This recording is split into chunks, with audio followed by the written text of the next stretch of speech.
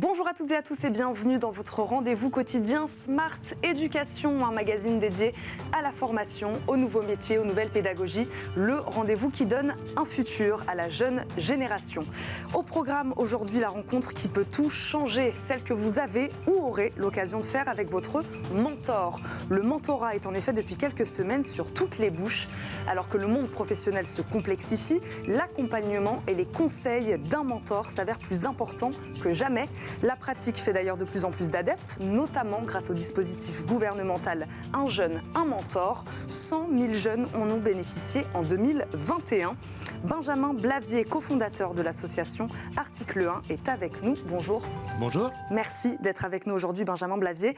Association qui est à l'initiative de la plateforme demain.org qui met donc en relation étudiants et professionnels. Vous allez tout nous raconter. Leïla Terbesh, analyste financier chez BPI France Assurance Export, nous accompagne également. Bonjour. Bonjour. Merci d'être là et vous êtes évidemment mentor. C'est pour ça que vous êtes là aussi aujourd'hui. Benjamin Blavier, très pratiqué dans les pays anglo-saxons, le mentorat. Pourquoi la France avait-elle, selon vous, un peu de mal à démocratiser cette pratique ? C'est pas dans notre culture ? Oui, c'est pas dans notre culture, ou en tout cas, ça n'était pas organisé.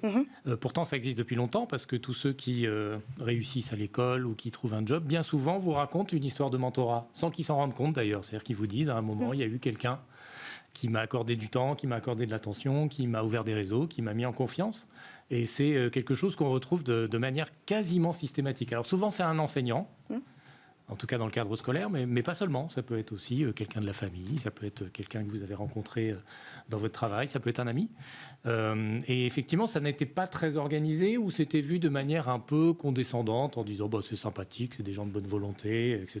Qui donnent quelques conseils par-ci par-là. Et puis par-là, etc. Mais en fait, on ne s'aperçoit pas que ça peut vraiment changer la donne. C'est-à-dire quand on organise bien les choses, quand on fait coïncider les compétences d'un mentor avec les besoins d'un jeune, à un moment où il en a besoin, ça peut être absolument décisif pour passer un examen, découvrir un métier, prendre confiance en soi. Pour vous donner un chiffre, par exemple, les jeunes que l'on accompagne en première année d'études supérieures avec Article 1, avec un mentor, on fait baisser de 40% le risque de décrochage scolaire. Voilà, c'est un exemple, mais on pourrait multiplier les chiffres. Et effectivement, il était sans doute temps de passer à l'échelle, parce qu'on s'aperçoit que le mentorat apporte souvent des choses que le cadre scolaire ne peut pas apporter pour des jeunes qui en ont besoin. On va en parler évidemment des bénéfices. Du coup, comment vous regardez aujourd'hui, Benjamin Blavier, ce dispositif aussi gouvernemental qui démocratise cette pratique du mentorat? Comment vous regardez ça?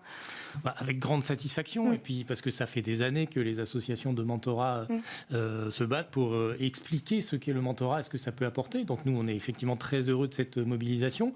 On se dit qu'il faut même aller encore plus loin. C'est-à-dire, nous, on a envie qu'il y ait une sorte de droit au mentorat, c'est-à-dire que les jeunes les plus défavorisés en particulier doivent pouvoir demander tout au fil de leur parcours, tout au long de leur parcours, à avoir un accompagnement quand ils en auront besoin de la part d'un mentor. Et nous, on se sent en capacité d'organiser ça. On se dit, effectivement, 100 000 aujourd'hui, 200 000 demain, pourquoi pas? Et nous, on est prêts à relever le pari parce qu'on sait que, d'abord, c'est très utile pour les jeunes. Et ensuite, ça renforce les liens de solidarité. On parlera aussi du rôle des mentors, mais le mentorat, ça apporte aux mentorés, bien sûr, ça apporte aussi beaucoup aux mentors. Évidemment. Combien de binômes, juste dernière question, avez-vous créé avec cette plateforme déjà? Cet après-midi, on était à 60 000 inscrits sur la plateforme depuis le 1er octobre, et donc jeunes et bénévoles, et on a déjà créé 16 200 binômes. 16 200 binômes, dont Leïla Terbesh fait partie. Tout à fait. Elle est mentor. Le mentorat, Leïla Terbesh, la rencontre qui peut tout changer, c'est ce que je disais en préambule de cette émission. Pour vous, c'est une réalité, cette phrase? Oui, une rencontre avec un professionnel, ça peut tout changer à un moment? Oui, exactement. C'est vraiment véridique. Pourquoi ? Parce que donc là, actuellement, je suis mentor. J'ai été mentorée. Donc, moi, je fais partie de l'association Article 1 depuis bientôt 9 ans. Donc, je l'ai intégrée en tant que bénéficiaire, en tant que mentorée. J'ai été accompagnée par 2 mentors durant mon parcours scolaire. Et ça m'a énormément apporté en termes de réseau, de confiance en soi, de préparation à la vie professionnelle. Donc voilà, c'est d'autant plus vrai et ça a un impact réel. Et c'est d'ailleurs pour ça que je me suis engagée en tant que mentor depuis un peu plus d'1 an. Et j'ai accompagné dans ce cadre-là une étudiante l'année dernière et j'en accompagne une actuellement dans le cadre du programme demain.org. Vous continuez donc une première mentorée et puis là une deuxième. Quel est le rôle, expliquez-nous Leïla, quel est votre rôle, quel est le rôle du mentor exactement, de quelle manière, j'ai envie de dire même logistiquement, comment ça se passe, comment vous les accompagnez, combien de fois vous les voyez, ces jeunes? Alors, donc, juste pour remettre en contexte, pour vous expliquer le programme demain.org, c'est un programme de mentorat accompagné sur 3 mois. Donc, c'est assez ciblé. Ça répond à un besoin spécifique et ponctuel de l'étudiant. Donc là, pour répondre concrètement à votre question, j'ai accompagné une première étudiante l'année dernière qui était en Master 1 en droit et qui cherchait un contrat d'apprentissage pour son Master 2. Donc c'est pour ça qu'elle a fait appel à article 1. Et donc je l'ai accompagnée durant ces 3 mois à travers un peu de coaching, de préparation, de simulation à des entretiens d'embauche, de la relecture de CV, de l'aide de motivation. Concrètement, c'était un échange toutes les 2 semaines en moyenne. Ça pouvait fluctuer en fonction du besoin de la jeune Léa. Et là, la personne que vous accompagnez, c'est sur un tout autre problème ? Alors, c'est une jeune étudiante qui a un parcours un peu différent, effectivement, qui, elle, est en licence en 3e année. Donc elle est plutôt, elle, orientée en éco et en droit. Et elle se pose la question de ce qu'elle va faire l'année prochaine. Donc, quel master choisir, quelle école de commerce éventuellement choisir ou université. Donc, elle est vraiment en pleine réflexion de son parcours, de la continuité de son parcours. Et donc là, c'est plutôt un soutien en termes de... Voilà, moi, je lui fais un retour d'expérience puisque j'ai fait une école de commerce. Donc, je lui fais un peu un retour d'expérience sur les différents masters qui peuvent être proposés. Et puis, voilà. Vous l'aidez concrètement dans ses choix d'orientation. Hein. Exactement. Vous l'aidez là-dessus. C'est ça. C'est intéressant ce que vous dites sur ce côté ciblé. Demain.org, c'est ça. Vous cherchez à aider un jeune sur un problème, ou pas problème, mais un enjeu concret. Elle repose d'ailleurs cette plateforme, je crois, sur un algorithme. Comment ça marche ? Expliquez-nous comment on fait le bon match, le mentor, le mentoré. En fait, c'est assez simple. On part du besoin du jeune, c'est-à-dire qu'il arrive. Alors, ce sont des étudiants, ce qui concerne demain.org. On mettra aussi les lycéens à partir de la rentrée 2022. Mais quand on est étudiant, on arrive et on explique quel est l'enjeu. Voilà, quel est l'enjeu ? J'arrive en prépa et effectivement, je ne sais pas exactement comment organiser mon travail, ou alors j'ai envie de découvrir un métier que je ne connais pas et je n'ai pas de réseau pour m'ouvrir les portes. Je dois préparer un entretien, je dois parler en anglais, etc., etc. On liste un certain nombre de besoins. Et nous, en face, on va aller chercher des mentors qui sont en capacité de répondre sur ces différents besoins. Donc voilà, qu'est-ce que vous avez fait comme étude, combien de temps vous avez accordé, sur quoi vous vous sentez capable d'aider. Et effectivement, on a un algorithme qui va permettre de dégrossir. Alors, l'algorithme ne fait pas tout. On réintervient aussi, nous, pour vérifier que l'algorithme fait des bonnes orientations et on réhumanise la relation après en créant des liens. Et normalement, si on a bien fait notre boulot, quand vous allez vous contacter entre le jeune et le mentor, vous êtes sur le même besoin et sur les mêmes compétences. Donc, vous aurez tout de suite des choses à vous dire. Et ensuite, ce que l'on fait, nous, c'est que l'on a beaucoup travaillé sur le parcours des jeunes pour essayer de savoir quelles sont les difficultés qu'ils vont rencontrer au fil de leurs études.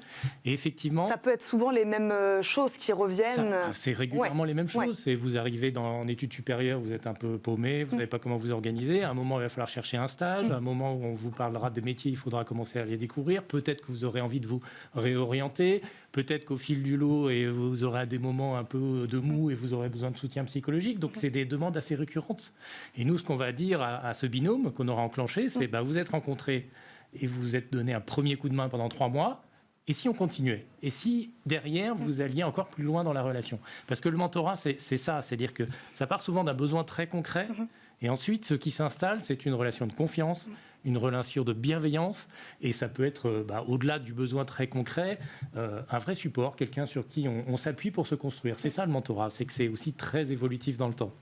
Justement, cette relation, cet échange entre mentor et mentoré, c'est formel, c'est informel. À quoi ça ressemble ? Est-ce que vous arrivez avec quelque chose d'assez concret ou finalement c'est plutôt quand même une discussion ? Dites-nous. C'est plutôt dans le cadre d'un échange informel. Donc moi, c'est ce qui crée aussi peut-être cette proximité du fait que voilà, l'étudiant est complètement détendu avec son mentor. Oui, exactement. Alors moi, j'ai accompagné les 2 étudiantes en distanciel. En raison de la crise et au-delà de ça, pour la première mentorée en raison de la distance qui vient de Montpellier. Donc c'est un premier échange où c'est généralement le mentor qui contacte le mentoré. Donc moi personnellement, j'ai appelé ma mentorée et on a eu un échange de 10-15 minutes sur ses différents besoins. Et ensuite, la semaine d'après, on a échangé sur Teams, donc en visio, voilà, puisque c'est un peu plus réel et un peu plus parlant qu'au téléphone. Et donc, dans ce cadre-là, voilà, on passe aux choses concrètes. Et donc, on relit le CV ensemble, on le parcourt. Pareil pour la lettre de motivation. Et voilà. Quelles sont les qualités requises selon vous pour être un bon mentor? Là, vous allez vous faire des compliments, Leïla, mais voilà, dites-nous quelles sont les qualités selon vous qu'il faut absolument pour être un bon mentor. Je pense qu'il n'y a pas de qualité particulière, mais le mot-clé, c'est la bienveillance. Voilà, moi, je suis passée par là, donc je sais qu'effectivement, parfois, on a tendance à pas avoir trop confiance en soi, et donc on peut être un peu réfractaire à l'idée de s'ouvrir à la personne et de lui exprimer de manière bien claire ses besoins. Donc je pense que voilà, il faut y aller de manière informelle, tout en bienveillance, et puis ensuite voilà, l'échange se fait avec fluidité et je pense que c'est comme ça que le mentoré se sent à l'aise et qu'on peut l'accompagner au mieux. C'est comme ça que ça marche. Il n'y a pas de profil type de mentor. Tout le monde sur le papier peut être mentor. Il n'y en a plus. Et justement, c'est demain.org avec un 1 à la place du i. Là, c'est l'intérêt. C'est que l'idée, c'est de démocratiser le mentorat. Donc n'importe quel jeune, quels que soient ses résultats, quel que soit son profil, peut demander un coup de main. Qu'il ait fait un bac pro, un bac techno, qu'il ait des bonnes notes ou des mauvaises notes. Et en face, n'importe qui peut devenir effectivement mentor. Et ça, c'est aussi quelque chose qu'on veut démocratiser. C'est-à-dire que vous pouvez très bien être artisan et être extrêmement utile pour un jeune qui veut devenir artisan et va être en recherche de stage et n'a pas de réseau. Donc tout le monde peut aujourd'hui devenir mentor. Ça n'est pas réservé à des profils de cadres sup pour des jeunes qui font des grandes écoles. C'était le cas avant et maintenant, c'est effectivement beaucoup plus démocratisé.